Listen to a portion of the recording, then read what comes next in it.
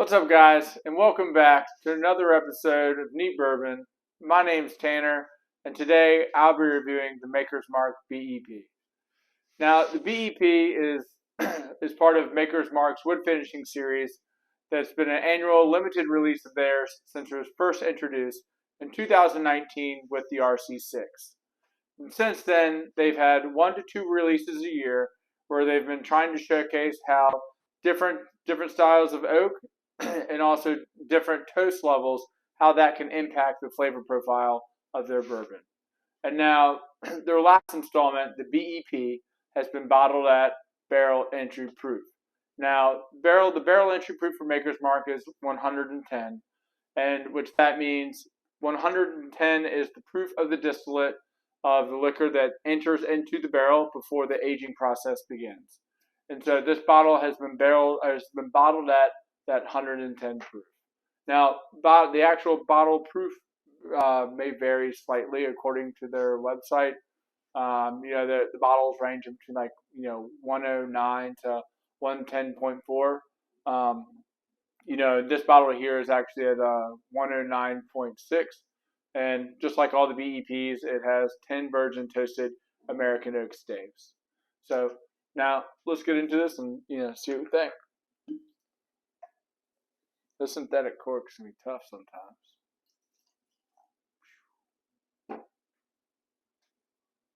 All right. Whoop. Can't get it. There we go. All right. So now, first off, just by looking at the color, it's got a nice, rich golden brown color to it, which is nice. But you'd almost come to expect, it being a toasted product and all, you'd expect to have a deep, rich golden color. So let's get into the nose.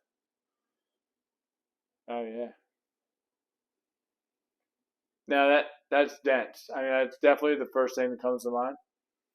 I think that is definitely a nice dense nose. Definitely picking up a ton of vanilla. But I want to say like the overarching thing on the nose there would be this butterscotch, like this toasted butterscotch note. I definitely think that's very, very prominent. You definitely can get some of the toast in there as well. But let's see if that transfers to the palate. Cheers.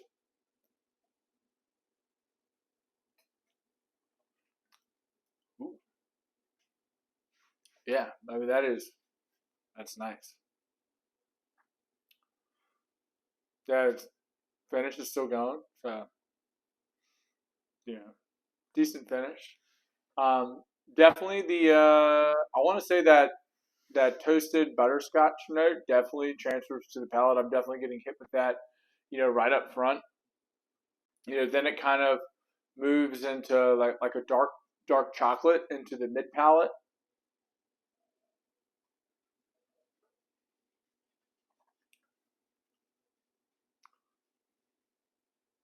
Yeah, then almost has like a little faint, red berry sweetness there at the end. But for me, like the most prominent note that I'm picking up on this is definitely that like toasted butterscotch.